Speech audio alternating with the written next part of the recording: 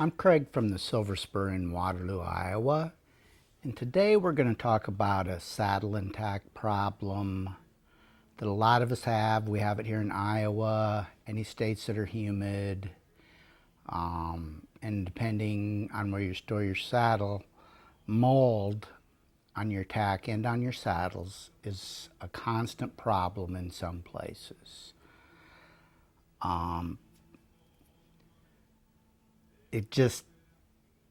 It can make your saddle look terrible so quick if you don't know how to treat your saddle the proper way to slow down the growth of the mold.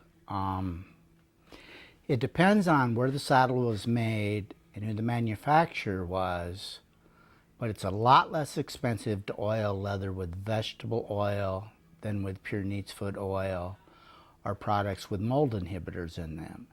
So some places that make saddles that have very low humidity, Arizona for example, some of their saddle makers again use vegetable oil to keep their costs down, and that vegetable oil is what causes mold in your saddles, or helps promote extreme mold in your saddles.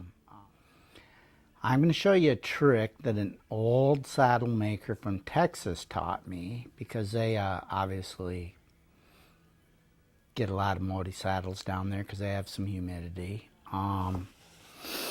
He said he starts out when he's working on a saddle with Scrubbing Bubbles bathroom cleaner. This is a secret we really don't tell too many people, but it does absolutely no harm to your leather, and it has a very strong mold inhibitor in it. You can take a look at this saddle and see the extreme amount of mold on it. So if we take a little Scrubbing Bubbles,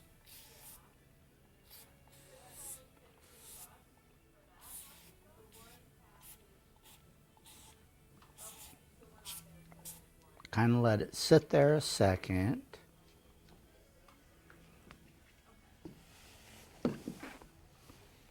then we take a toothbrush,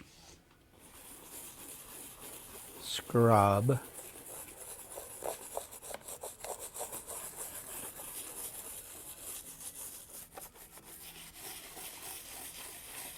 what we're doing is we're scrubbing the dirt out, and we're scrubbing the mold inhibitor in Scrubbing Bubbles into the leather.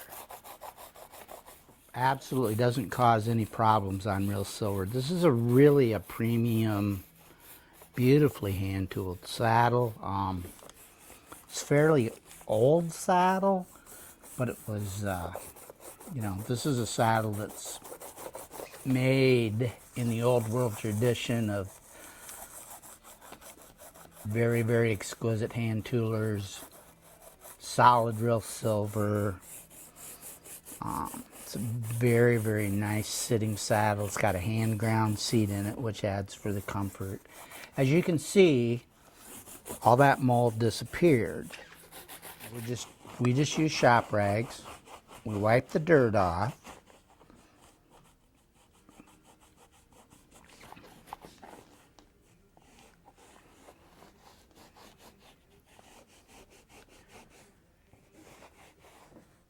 You can see the difference between this jockey that we cleaned and this fender that we have not cleaned. And again, what the Scrubbing Bubbles does is it stays on the saddle with no ill effects to the leather and prevents mold for quite some time. If there's not a mold problem, there are a lot of cleaners that work well. I really prefer Boot Reptile Cleaner Foaming Conditioner if we don't have a mold problem. But if we do, we definitely use Scrubbing Bubbles and have very good luck with it. Any saddle that we work on, we're going to oil. And because this one has a mold problem, we're going to use Phoebing's saddle oil in a spray can, or are we going to use neatsfoot oil, deep penetrating oil, because both of these products tend to inhibit mold growth also. I think we'll go ahead and use the Leather New product. Do you have to wait a certain amount of time after you use the scrubbing bubbles before you do this, or can you do it right away? No, in fact, it's important that you do it right away because the scrubbing bubbles went in, softened your leather. So what that will do is make your oil go in easier, go into the pores deeper. So as soon as we're done with the scrubbing bubbles, we hit the oil. We don't wait any period of time.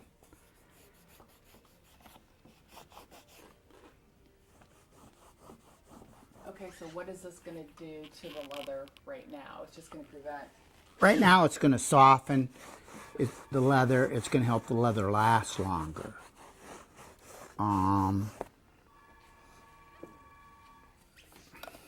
The Phoebing's product, the blended silicone saddle oil, is also a good product that helps inhibit mold.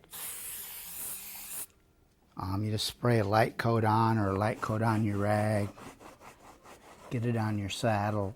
I don't know of very few people over oil their saddle. I've seen a couple, but it's pretty rare to see someone over oil a saddle.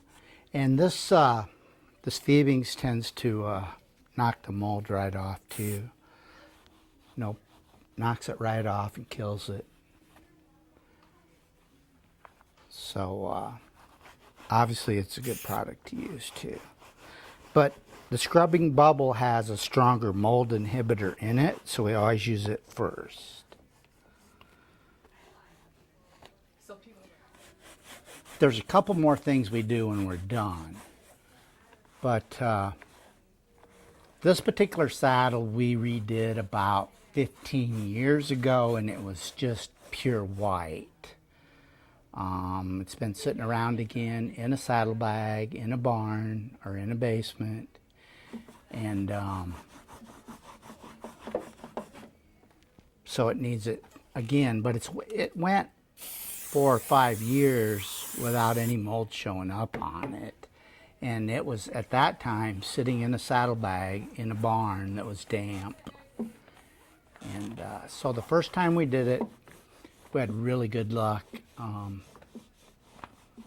redoing it and killing the mold and keeping the mold off for some time.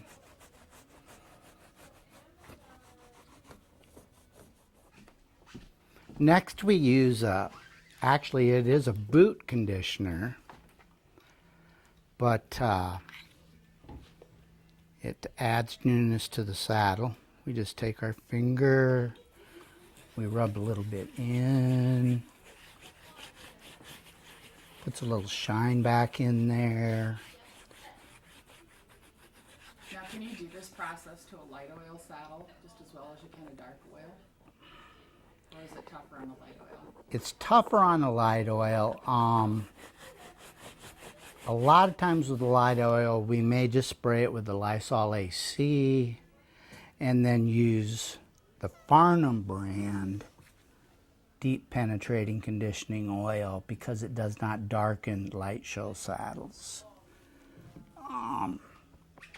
Our shop rag left a few strings here, so we're going to come back with our brush, try and get those off there.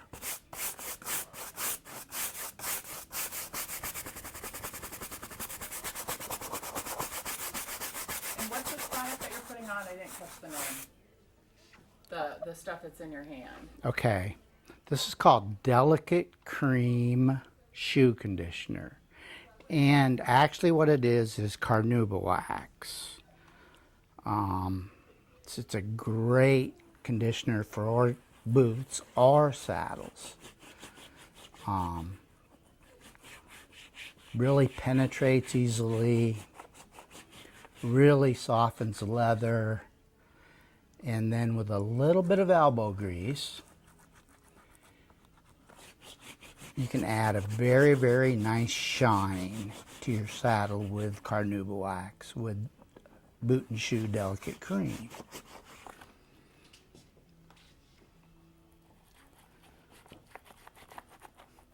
Now, people can get carnauba wax in a lot of different places.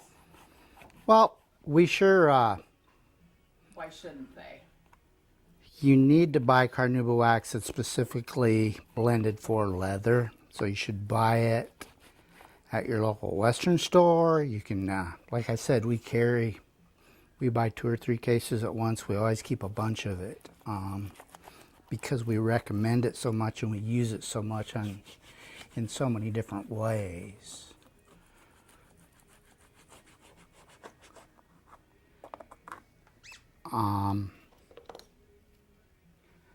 One thing we want to do is go back to the toothbrush, wherever the toothbrush went, and we want to just what you call detail this saddle. We want to get in all the cracks.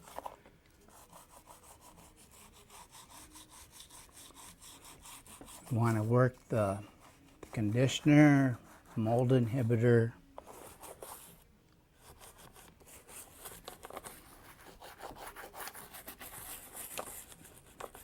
really into the saddle really well.